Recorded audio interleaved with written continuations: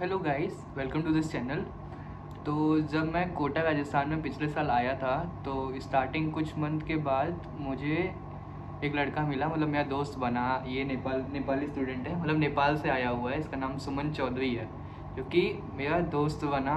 तो उसके बाद इससे जब मिला तो मैंने देखा कि हम लोग जो 11th-12th में सिलेबस पढ़ के आते हैं, तो हम लोग को ये पता होता है कि हम लोग ने 11th में ये पढ़ा, 12th में ये पढ़ना है और नीट में यही आने वाला है।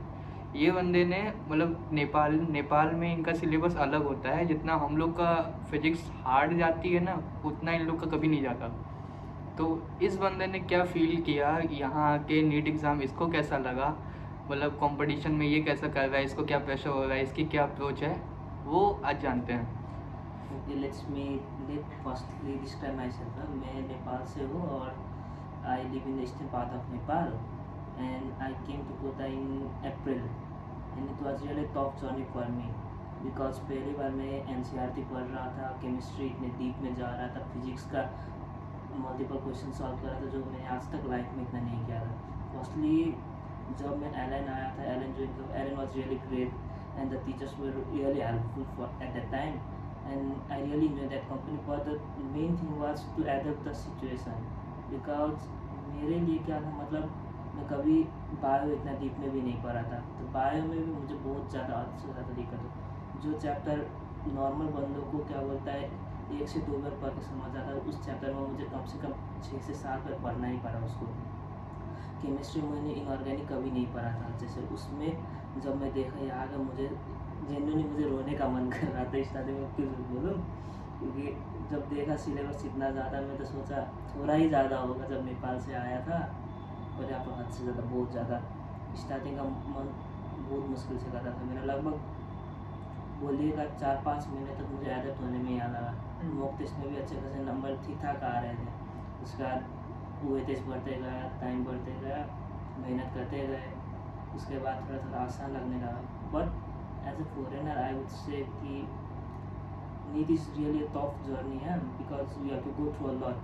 आपको बहुत ज़्यादा थोड़ा मेंटल प्रेशर हो जाता है, कभी कभी लगता है होगा नहीं होगा, कंपटीशन हद से ज़्यादा रहता है। 25 लाख बच्चे means and only 1 lakh seats, it's really not a joke. या प्रेशर होता है, मैं मान रहा हूँ, बट अब हम सबके पास टाइम भी कम है। At least we have got only 22 days left for this April month and rest 4 days are for need that we shouldn't count anymore.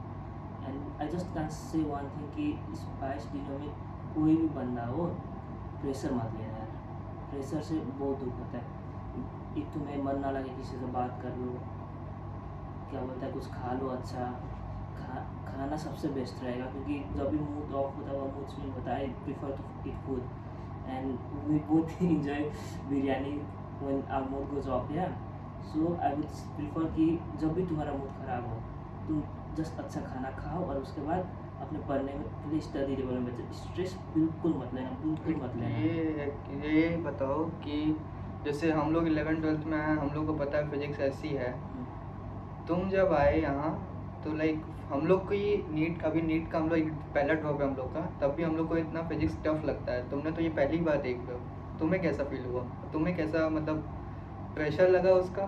Genuinely मुझे थोड़ा से ज़्यादा लगा, जितने बच्चों को लगता है उससे ज़्यादा लगा, क्योंकि मुझे जेन्युइनली फिजिक्स नहीं आ रहा था, क्योंकि मल्टीपल चीज़ करने के बाद भी लग रहा था मुझ में कुछ से कुछ कमियाँ हैं। तो इस चक्कर में जो मॉड्यूल 1 है, मॉड्यूल 2, मॉड्यूल 3, मॉड्यूल 4 जितना भी मॉड्यूल था उसको मुझे एक्सरसाइज 1 और 2 को 4 से 5 बार लगाना ही पड़ा। मुझे आ ही नहीं रहा था, क्योंकि सोचा कॉन्सेप्ट मेरा कहाँ हुई कि क्या है। और एक्चुअली हमारे एलन में एक टीचर थे जो बहुत अच्छा हम सबको पढ़ा, क्रिस सर बोल के, वो ही वॉज रियली हेल्पफुल। वो कॉम्प्लेक्स से कॉम्प्लेक्स क्वेश्चन को एक आसान तरीक़ा से बता देते थे। उस चक्कर में क्या हुआ, मतलब मेरा बेस स्ट्रॉन्ग होते गया और कंटिन्यूस मेहनत करता रहा। कुछ नहीं आता था, ये मुझे बताते थे, को कभी अभिषेक भैया बता देते थे, हमारे एक दोस्त हैं, तो उससे मुझे बहुत मदद मिला। एटलीस्ट ऐसे कि आपको एक फ्रेंड सर्कल अच्छा होना चाहिए। यदि एक फ्रेंड सर्कल आपको अच्छा है तो आपको इस नीट जर्नी में आपको बहुत हेल्पफुल होगा। हाँ,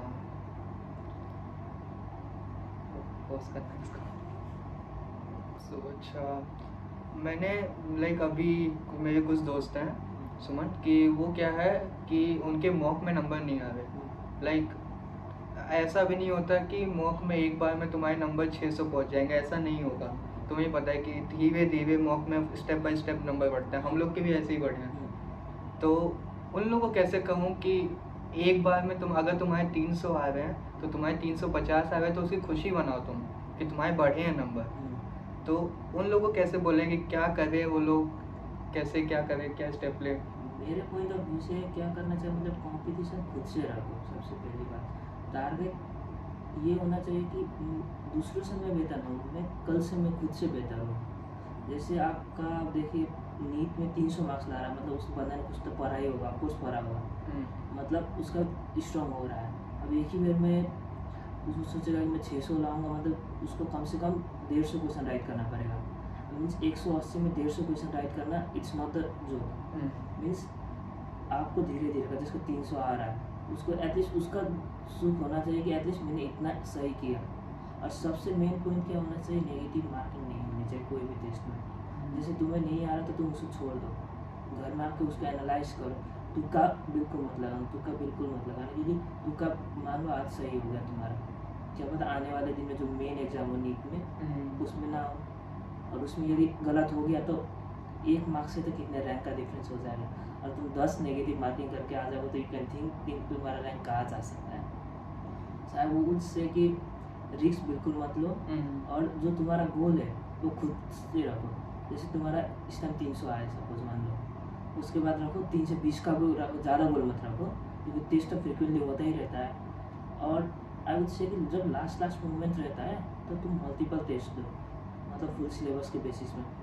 जैसे कोई अच्छा सा टेस्ट पेपर मॉक टेस्ट मंगा लो, खुद से स्टडी टेबल 3 घंटे बैठो और उसको पेपर अच्छे से दो। अब पेपर देने के बाद एनालाइज करो, एनालाइज कर लेने के बाद तुम्हारा कमी कहाँ हो रहा है, मतलब तुमसे गलती तो कहीं हो ही रहा है तो उसको फॉलोअप करो। और फुल सिलेबस में आई वुड से कि सबसे पहले प्रेफरेंस उसको तो जहाँ से ज़्यादा मार्क्स आ रहा है, वेटेज वाले चैप्टर्स। जैसे अब जेनेटिक्स का सबसे ज़्यादा हुए थे, बायोटेक का सबसे ज़्यादा हुए थे, इकोलॉजी जो कि आसान है उसमें तुम स्कोर कर सकते हो नंबर, मतलब वो चैप्टर सब छोड़ना ही नहीं है। यदि वो भी अच्छे से पढ़ोगे तो अच्छे से हो जाएगा। फिजिक्स के आई से कि मॉड्यूल 4, 5, 6 से 30 लगभग 30 क्वेश्चन आ जाते ऑलमोस्ट। मतलब instead of wasting the time in 1 2 3 we can go for first 4 5 6। यदि वो तुम्हारा स्ट्रॉन्ग हो गया मीन्स तुम 30 क्वेश्चन फिजिक्स के अच्छे से कर सकते हो। उसके बाद तुम 15 पे ले जाओ, मतलब जिसका ज़्यादा हुए थे उसके बेसिस पे जाओ, क्योंकि हमसे पास टाइम भी अभी कम है। हाँ मतलब ये है कि मॉक के तुम नंबर तुम्हारे मैटर कर भी नहीं रहे हैं। मैंने अगर देखो अभी आज की डेट है 8 अप्रैल है आज, जितने भी ज़्यादा टेस्ट दे सकते हो 2 टेस्ट तुम टेस्ट दे रहे हो, उससे अच्छा तो तुम क्वेश्चन प्रैक्टिस कर रहे हो ना उसमें। तो तुम भले ही तुम गलती कर रहे हो, वही गलती जाके नीट में नहीं होगी तुम्हारी। तो अभी ज़्यादा से ज़्यादा तुम लोग क्वेश्चन प्रैक्टिस कर सकते हो। लाइक हम भी नीट की तैयारी कर रहे हैं, हम लोग को भी नहीं पता है अभी हम लोग का होगा कि नहीं होगा, किसी को नहीं पता। हम लोग बस पढ़ रहे हैं, देख रहे हैं, टेस्ट दे रहे हैं। टेस्ट जितने ज़्यादा से ज़्यादा दे रहे हैं हम लोग के पास दिशा के टेस्ट पेपर हैं, PW के हैं, एडुकार्ट के हैं, तो सब हम लोग दे रहे हैं। शायद ये 10 ईयर के पेपर हम लोग ने सॉल्व कर रहे हैं धीरे धीरे, और LN में जो टेस्ट होते हैं। सो मॉक के नंबर मैटर अभी नहीं कर रहे हैं, अभी बस इतना देखो कि तुम्हारे बढ़ रहे हैं। क्वेश्चन ही प्रैक्टिस करना है ना तुम लोग को एक तरह से, तो क्वेश्चन प्रैक्टिस करो तुम बैठ के। और हाँ, फ्रेंड सर्कल अच्छा रखो, कंपटीशन के चक्कर में दोस्ती खराब मत करो, ऐसा होता है। अब जैसे हम लोग था, मैं इससे मिला था जून में जुलाई में, तो मुझे नहीं पता था ये नेपाली स्टूडेंट है, फिर मुझे धीरे धीरे पता चला। और उस टाइम पे जिस टाइम पे मैं पहली बार LN में आया था, तो पहली बार LN में 300 नंबर आए थे और इस बंदे के आए थे 600, तो मुझे लगा कि ये तो टॉपर है। फिर पता चला ये नेपाल से है, तो मतलब उस टाइम में बेसिक मैथमेटिक्स आती थी जो मुझे वो नहीं आ रही थी उस टाइम पे। फिर धीरे धीरे मेरे भी नंबर ऐसे नहीं बढ़े हैं कि एक झटके में बढ़ गए, एक्सपोनेंशियल ग्रोथ हुई है, बहुत धीरे धीरे बढ़ा है। तो एक बार में नंबर नहीं बढ़ेगा, डीमोटिवेट होने की अभी ज़रूरत है नहीं, पढ़ते रहोगे तो हो जाएगा यार, और नहीं हुआ तो क्या है, बहुत कुछ है अभी करने को। सो धीरे धीरे कहीं ना कहीं तो हो ही जाओगे। सो मेहनत करो, बाकी तुम अच्छे से करना। और मॉक का टेस्ट जैसे इन्होंने बोला ज़्यादा स्ट्रेस मत लो, क्योंकि जैसे हम सब अभी LN में थे, हम सबका टेस्ट अब 2-2 दिन में होगा, कभी 1 दिन में होगा। अब सपोज मेरा एक सब्जेक्ट में सपोज मार्क्स कम आ गया एक टेस्ट में, अब उस चक्कर में मैं पूरा स्ट्रेस में रहूँगा तो मेरा एक दिन ख़राब हो जाएगा। एंड अभी का हर एक दिन मेरे लिए इम्पोर्टेंट है। सो आई वुड जस्ट सजेस्ट कि आप जब भी टेस्ट दे के आते हो उस पेपर का एनालाइज करो अच्छे से। एनालाइज करने के बाद देखो तुम्हारा जैसे गलत हो, ऑफकोर्स सभी का तो गलत होता है, कुछ ना कुछ तो गलत होगा ही। और जो गलत होगा उस वीक पोर्शन को उठा लो कि तुम कि मेरा यहाँ गलत हो रहा है, मैं इसको अभी स्ट्रॉन्ग कर लूँगा। एक्चुअली ये जो मॉक टेस्ट है ये तुम्हारा मार्क्स कितना इंक्रीज हो उस पर डिपेंड नहीं करता, तुम कहाँ गलती कर रहे हो जो तुम्हें नीट में नहीं करना अब आने वाले दिन में, उस पर फोकस करा रहा है। जो क्वेश्चन जैसे 2025 आने वाला है, सबको पता है 2025 का पेपर इस बार कंपैरेटिवली टफ आएगा and we have to prepare like that. And आप ये मत सोचो कि पेपर टफ आएगा तो हम सबको दिक्कत होगा, ये नहीं है। पेपर टफ आएगा तो सबके लिए टफ आएगा, वही बात है। और इस जगह में स्ट्रेस लेके क्या होता है मेरा पेपर टफ आएगा हमसे नहीं होगा, ये मत सोचना, क्योंकि कथक गिरेगा तो सबके लिए कथक गिरेगा। सो जस्ट टेक चिल है, जितना आता है उतना अच्छे से करो, जो कमियां हैं उसको करो, और नया चैप्टर अब बिल्कुल मत लेना। जो अब जैसे जीरो से मैं सोचेगा तो ये चैप्टर मैं अब पढ़ूंगा, वो मत करना कभी, जितना है उसी को स्ट्रॉन्ग बना। क्वेश्चन प्रैक्टिस करो, टेस्ट दो। अगर ठीक है, अगर तुमने वो चैप्टर पढ़ा है एक बार तब भी तुम्हें समझ नहीं आया तो तुम पढ़ सकते हो, एक बार रिवाइज कर सकते हो, फॉर्मूला लिख कर क्वेश्चन थोड़ी बहुत प्रैक्टिस कर सकते हो, और एकदम घुस मत जाओ उस चैप्टर में। और जिसका वेटेज है उस चैप्टर को तो पक्का करना है तुम्हें, वो नहीं करोगे तो जो सब लोग सही करेंगे वो तुम गलत कर दोगे क्वेश्चन, तो वहीं कॉम्पिटिशन से बाहर हो जाओ। और स्ट्रेस लेने की तो अभी ज़रूरत नहीं है, मार्क्स तो आएंगे, धीरे धीरे आएंगे, एक बार में तुम लोग का नहीं बढ़ेगा नंबर। सो अगर ये नेपाली स्टूडेंट कर रहा है भाई, इसके आते हैं 600 नंबर, 600 धीरे धीरे बढ़ रहे हैं, इसके और नंबर आ रहे हैं, इसने भी तो मेहनत की थी। सो स्ट्रेस लेने की ज़रूरत नहीं है। बाकी आगे के तुम्हारे 22 दिन की अप्रोच क्या है? 22 दिन के आज मुझे लगता है I will prefer for going test. पहले जो पास्ट 10 ईयर में क्वेश्चन आज तक पूछा, पहले मैं उसको सॉल्व करने के प्लान में हूँ। उसके बाद मैं क्या सोच रहा हूँ, मतलब जो पेपर सब है एक्स्ट्रा, जो एलन का तो रहता ही है अलग से, उसका PW का, दीक्षित का, उसके बाद का था नीट प्रेप का, कभी टेस्ट पेपर दो। अब जस्ट से कि मैं मल्टीपल क्वेश्चन प्रैक्टिस करना चाहता हूँ, क्योंकि पता नहीं क्वेश्चन कहीं से भी पूछ सकता है, और जहाँ हर एक जगह का टेस्ट पेपर दूंगा तो क्या होगा, मतलब हर एक जगह का माइंड मेकअप रहेगा। मतलब एग्जाम्पल दे तो मैं खाली एलन का दूंगा तो मेरा एलन का हिसाब से मैं रेडी होऊंगा, पर मैं PW का दूंगा, उसका नीट प्रेप का दूंगा, दीक्षित का दूंगा, तो अलग अलग क्वेश्चन पेपर तय कर होगा, अलग अलग टीचर ने क्वेश्चन पेपर बनाया उसका तय कर होगा। उस चक्कर में क्या होगा, मतलब ये दिमाग में रहेगा कि क्वेश्चन कहीं से भी आ सकता है, कुछ भी आ सकता है। So NEET is a tough journey. So I would say कि जितना हो क्वेश्चन की प्रैक्टिस करो, सबसे best option is to learn the practice, and mistakes are the things that make us keep learning. So never lose the hope and continue your journey with a smile.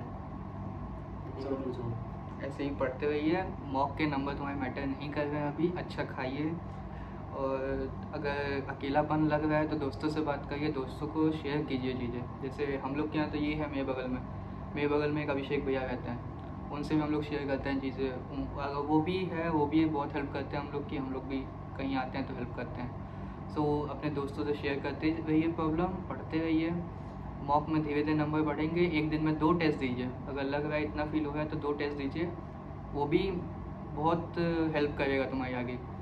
So test देते रहिए, mock के number पे इतना दुखी मत मनाइए, अच्छा खाइए। So thank you, like comment share subscribe, और आगे मिलते हैं।